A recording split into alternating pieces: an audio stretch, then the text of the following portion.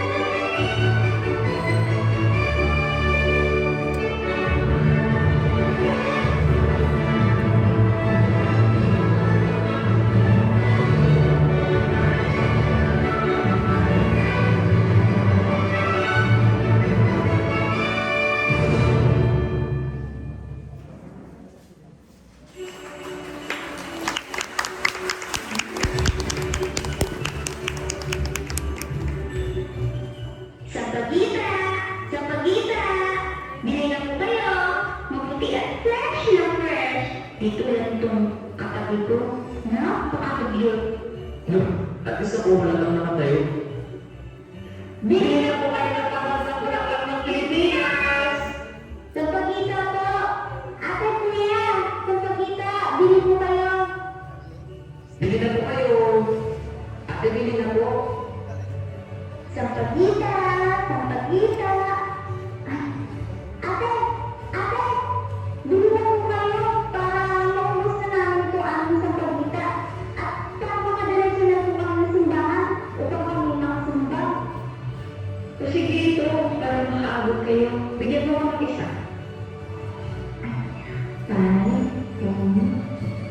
Grabe naman po sila, ang dami. Pero thank you!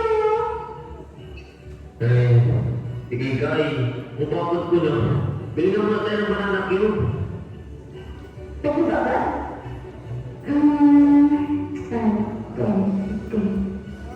Sige, tara na ka.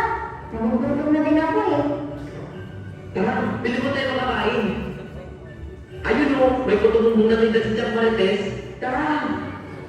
No, wala pa tayong benta. Asig benta pa ulit oh, tingin. Ay mamaya, mag-overnight tayo. Ay tingin pa yung mukha mo, anong pakugod lang. Daw kawis ka sulay. Ha? Harurot. Tara na kasi. O siya, sige. Basta, kailangan natin ito maibenta para mamaya, napunta na lang tayo. Ha? Kakaantok mga sa simbahan. Hoy, Hindi nakanto ka ng pakikinig sa salita ng Diyos. Alam mo ba ang dahilan kung bakit tayo nabubuhay ngayon? Eh iba, si Jesus. Oo na, alam ko. Ano na hindi magbiro? Tara, mamakapirta na tayo pagkatapos kumain. Hoy, Kikay, Buboy, saan kayo punta? Tugamon. Mabili ko ulit yung Marites, kahit wala pa naman kayo ni ibibenta dyan. Oh, ano naman sa'yo? Bakit ikaw pa? Meron na. Piling ko nga, nisip ko galing wala kang benta meron ako binili nga ng batang laging nagsisinda. Yung limang sampagita kong hawak. Sige, Ale. Ano, Ale? Ay, hindi ko Hindi ako malayo. Sige, habang naglalaro ka dyan, mauna na ako kay Siyang Marites. Ang mahuli, may tayo sa kwet! Uy, sino mo yun? Uy, antay ako!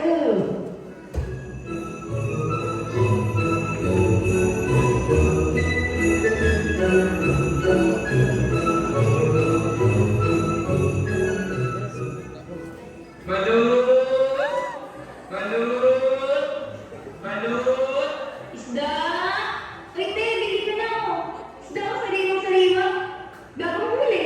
Ilan sa'yo? Hapon kay swerte. Swerte talaga ng mga paninda ko dyan. Swerte. Kaya naman, di Marites. Baka naman masobrang gusto niya. Damay-damay naman kami. Totoo. Siyempre na Marites. Bakit parang hindi ka na swerte? Kung makapagsalita ka naman, akala mo hindi mo lalakas ang benta. Ay, mas malakas ka pa rin, Marites. Ano ba ang sikreto mo? Ang sikreto, ano ba kayo? Mananalig sa Diyos ang mayroon ako at ay naku, alam mo mayroon din kayo noon. Ay, correct. Tumpa. May tama ka. Magandang araw po. Ay, magandang araw naman po. Mabili po kayo. Ay, hindi po. Kami po mag-asawa na galing sa malayong lugar. Ang aking asawa ay buntis. Hingin po sana ako ng tulong ng matutuluyan. Ay, pasensya na po. Malaging po ang aking bahay at hindi po ako nangayon. Gusto ko lang pong patuloyin kayo. Nakawag po ang palayas ako. Ay, pasensya na po talaga. Kahit isang gabi na mo. Para kami na. Ay, hindi po talaga. Pasensya na po. Ito yung mga swerte ko. Nagkakabi na ako. Tingnan yung mga swerte ko dyan. Tignan nyo. Siyang Marites! Isang puto mo mo. Una ako. Ako na una. Ako muna. Siyang, ako muna. Kamusta ang aking mga gugwit naman? Mukhang maasing pawarik kayo. Ikikay po. O sige, ikaw muna buboy. Siyang, ako na una. Ikaw muna anak. John, 1 order of steamed glutinous rice, cooked in bamboo, please. Bukoy tama ka na. Ano daw? Steamed glutinous rice, cooked in bamboo. Sa Tagalog, puto bongbong. O sige, just wait a minute may mga dear na ako dyan muna kayo. Beer? Gusto ko daw. Hindi, ibang beer yun. Uy, pagkatapos ito, pagkatapos sa parking, ako yung palabaswahin doon. Sim, may palabas dun. Hoy, nakalimutan mo na ba? Malubenta ka tayo tapos na simba. Agoy.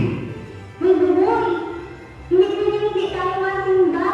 Naalala mo pa ba ang sinabi ni nanay?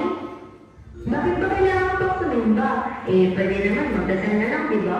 Alam niyo mga anak, ang pagsisimba ay hindi dapat pinagdidesisyonan kung gagawin mo o hindi.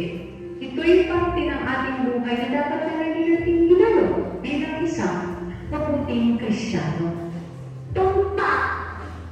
Kaya, nakakato po kasi minsan. Mas gusto ko palibangin sa sarili ko sa ibang bagay. Hoy, buboy! Sisundo pa din tayo. Susundin natin kung anong sinabi ni nanay. Total, ikaw lang naman may gusto. Ikaw na lang, nandadamay ka pa. Wait naman, huwag na kayo mag-awit. Ano ba kayo? Ang gulo niyo, pag-uuntugin ko kayong dalawa diyan eh. Buboy! Ay, naku anak, alam mo yan. Mahirap na ang pinagdadaanan ng magkapatid na bagyo. Ano ba yung ani? Yung nanay niya ang... Chang, huwag na po. Ay, oo nga pala. Sorry. Alam ko na. Ako na lang mag-share. Total, di niyo pa din naman ako kilala ng lubos eh. Ay, oo na. Hindi ko pa nga din alam ang storya ng buhay mo. Medyo matagal-tagal na rin kita kilala, pero hindi ko pa din ganun nalaman kung saan ka nang galing o bakit ka ba naging ulila. Chang, ako po ay naglayas sa bahay ng aking tita. Pinagbubuhatan po kasi ako ng kamay na hindi ko pa malaman ang dahilan. Hindi ko kilala ang nanay ko eh. Simula nung una pa lamang. Tatay ko na talaga ang kasama ko. Pero di ko naramdaman ang kakulangan sa arugan ng isang ina. Kasi pinaramdam lahat yun sa akin ng tatay ko. Tapos isang araw, bigla na lang akong hinibili ng tatay ko sa tita ko. Kasi kailangan daw niya ng trabaho. Ang hindi ko alam, ang tatay ko pala ang ginagawang masama.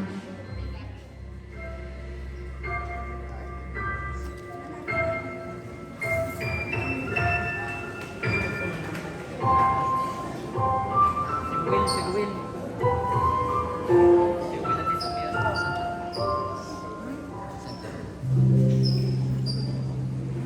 Ang buhay ng pag-amang ina at kanyang tatay ay sumisimbolo ng isang simpleng buhay, masaya, tahimik at puno ng pagmamahalan.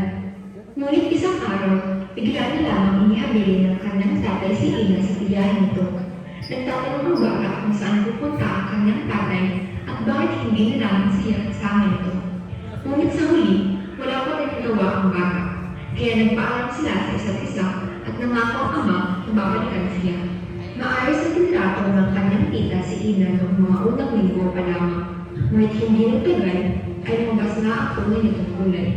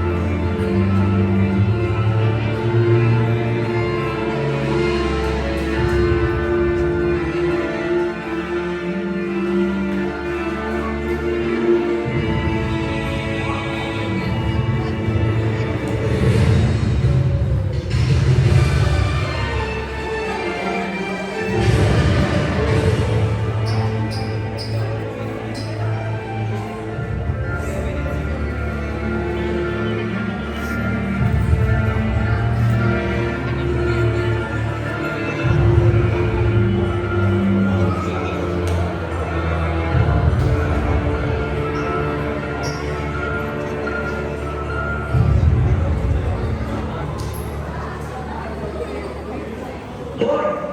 Tigil! Tay? Tatay!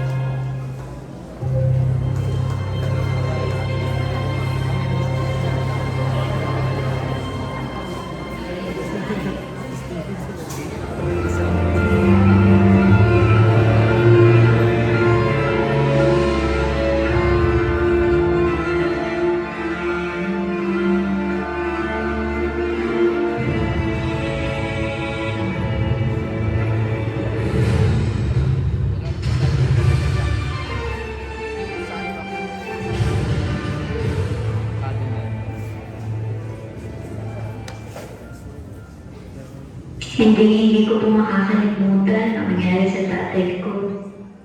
Anak, nandito kami para sa iyo, ha? Hello!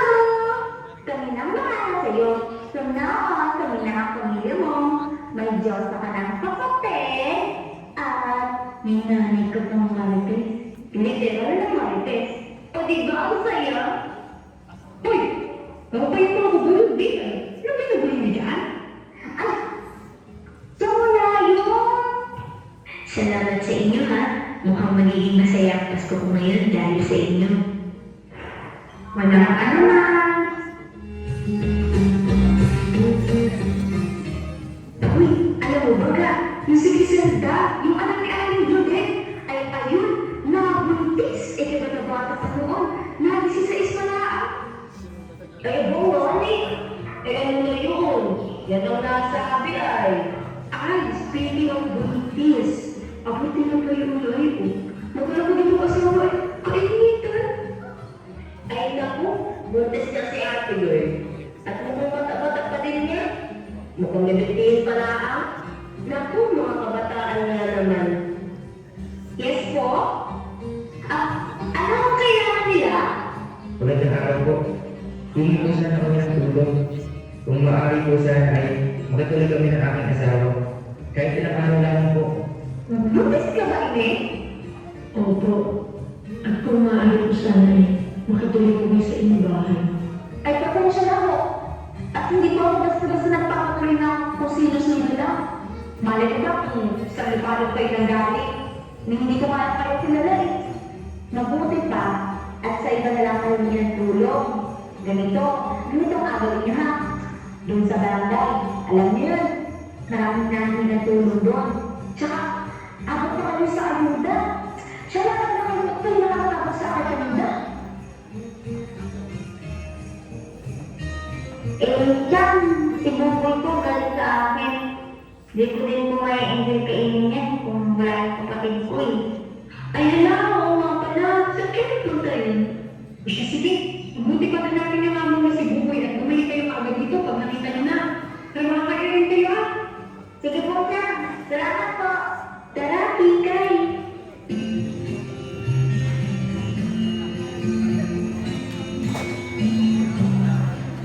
Buboy!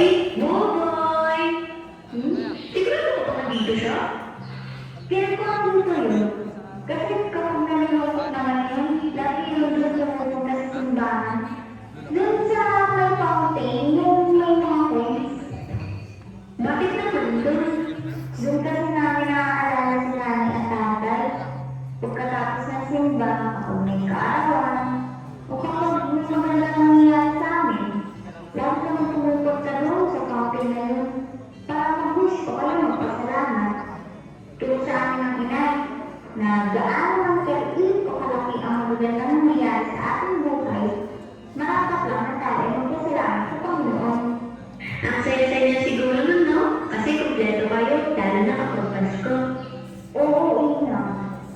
Sobrang saya.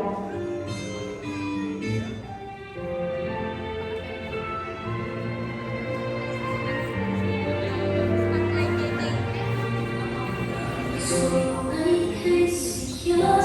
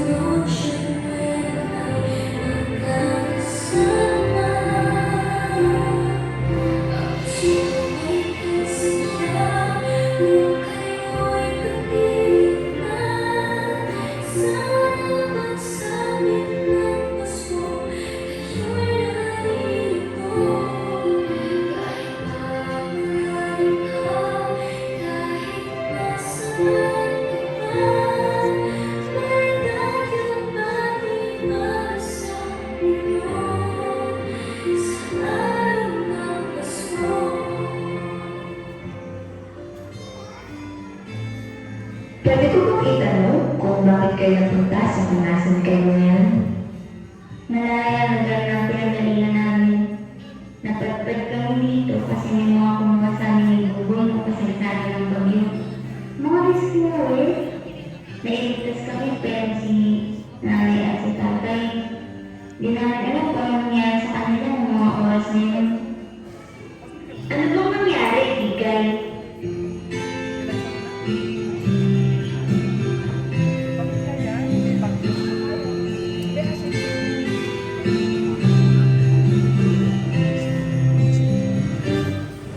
Ani, yung mga bata.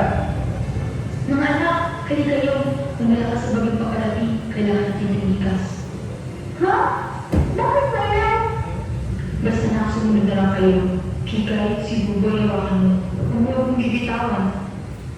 Opo, Nay. Tara na, kailangan natin umigas. Bago patuloy mo lakas ang bagyo.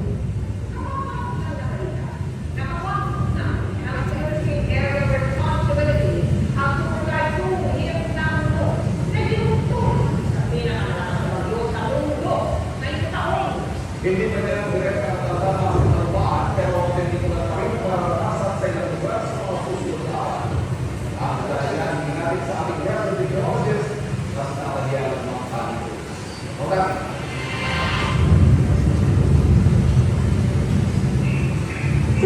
Sila ang bote na naman mo.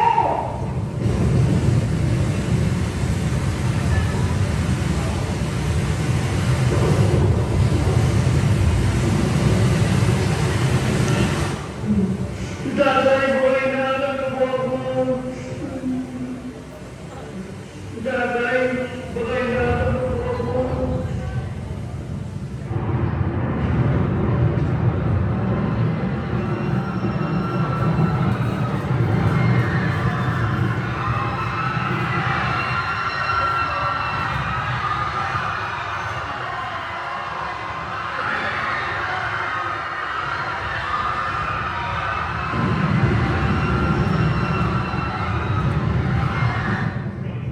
Tara na mga bata. Hindi na ligtas dito. Diyan lang kayo ha. Kayo maalis. Babalik na namin kayo.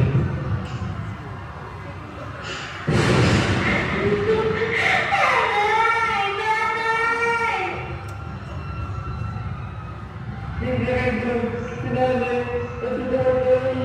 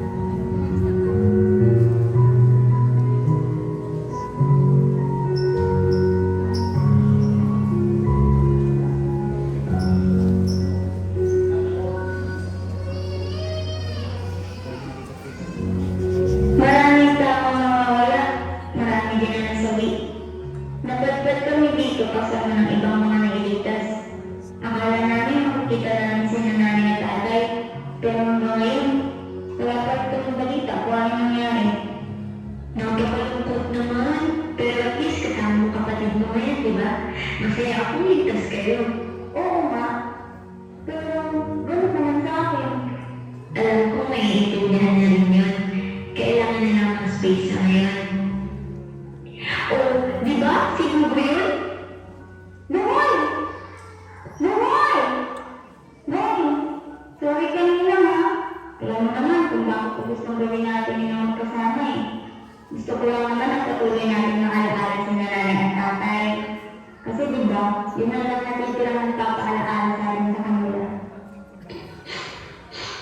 Gusto ko lang sila nanay at tatay. Ano ba ang akala mo? Ikaw lang? Ako din kaya? Pero huwag ka mag-alala. Andito naman ako eh. Sa tingin mo, buhay pa kaya sila? Oo naman! At naniniwala ako na hinahanap nila tayo ngayon. Di ba si nanay, kapag natutulog na tayo, tapos kapag nawawala ng kuryente sa gabi, sobrang nakakatakot.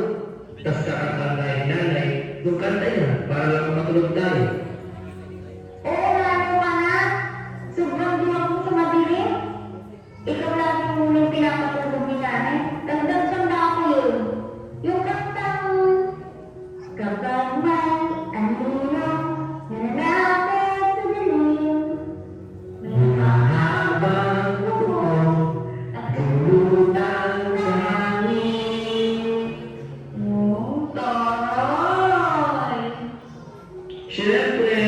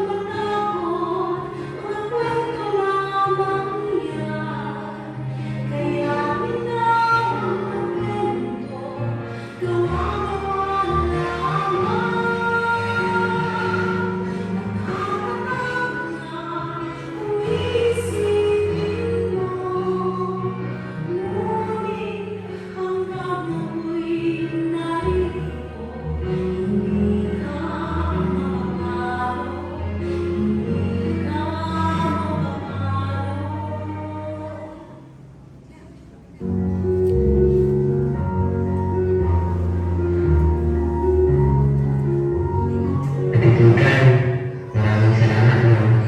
Kahit sobrang ulit bilis ng ulo ko, hindi mo kaya ako iniwan. Eh syempre, kahit makulit, matigas ang ulo, at mabaho ka, hindi ako kita iiwan. Ba't pinagdagan mo ka naman ng trabaho? Pasalamat ka nga na, di ko kasi namin kinikita mong amoy. Eh, gabi! Tignan! Wow, binata naman. Dramatic. Ba't dito ba kayong dalawa? Hindi ba nata? Yung tanong, sinagot din ang tanong.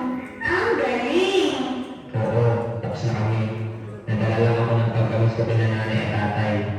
Pero na-realize ko na kahit wala sila, nandito naman sila sa puso at isip ko. Yung mga masasayang alaala, nung kasama pa namin sila.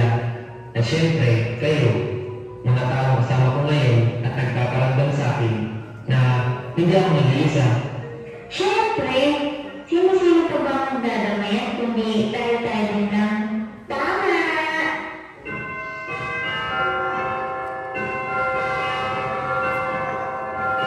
O ano, tara na? Punta na tayo?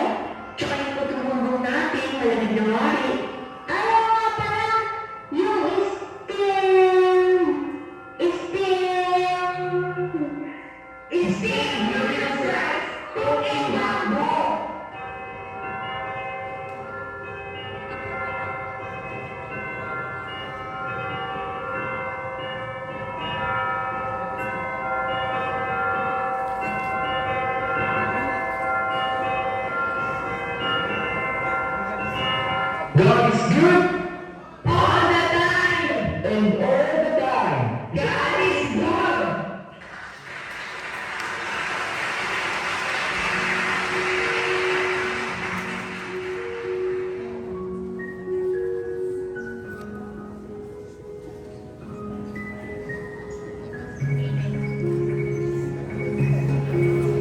Magandang araw po. Maaari niyo po ba kami patuloy ng aming kasama? Buntis lamang po siya. Para awan niyo na po. Malapit na po ang kanyang panganakan. Aba, saan nila? Saan ba kayo? Wala ko naman bayad pa kayo ibang namin.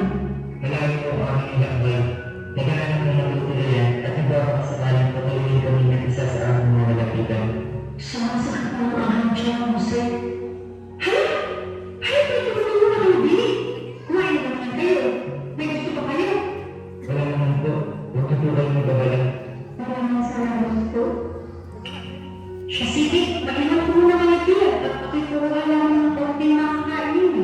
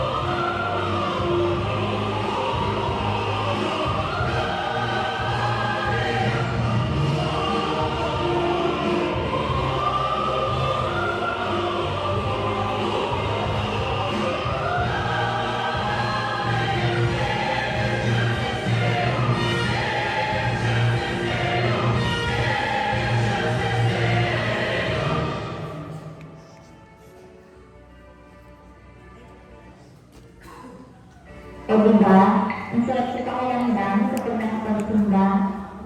Oo nga. Parang, I'm a friendly person. Ang asa naman ito. Lalagalan na mo. Nakikilala po ba itong mga bata mo? Ay, pasensya na po, hindi po. Pero si naman. Nay? Nanay? Nay? Nanay? Nanay! Nanay! Si tatay po?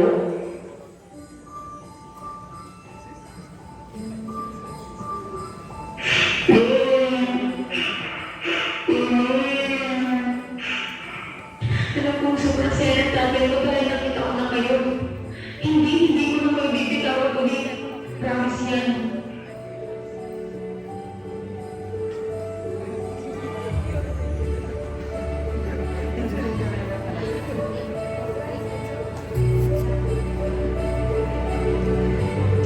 Ang panunulin ay sumisimbolo ng pag-asa.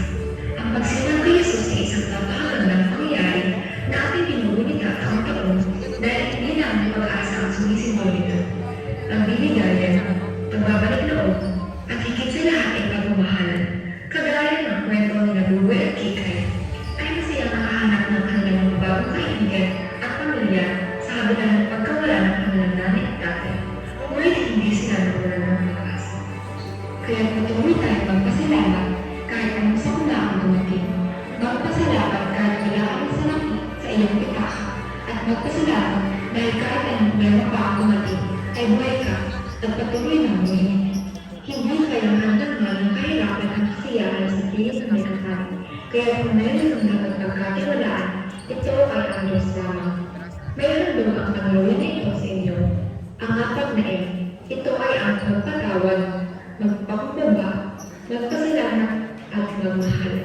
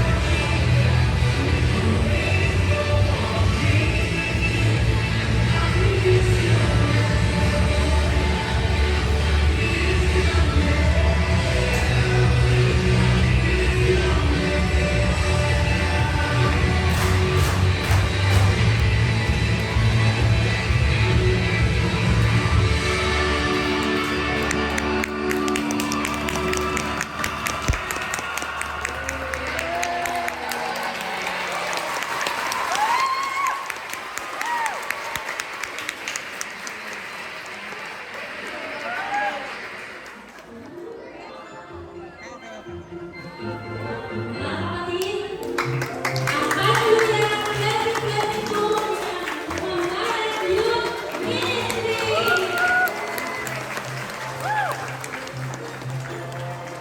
May Starbucks.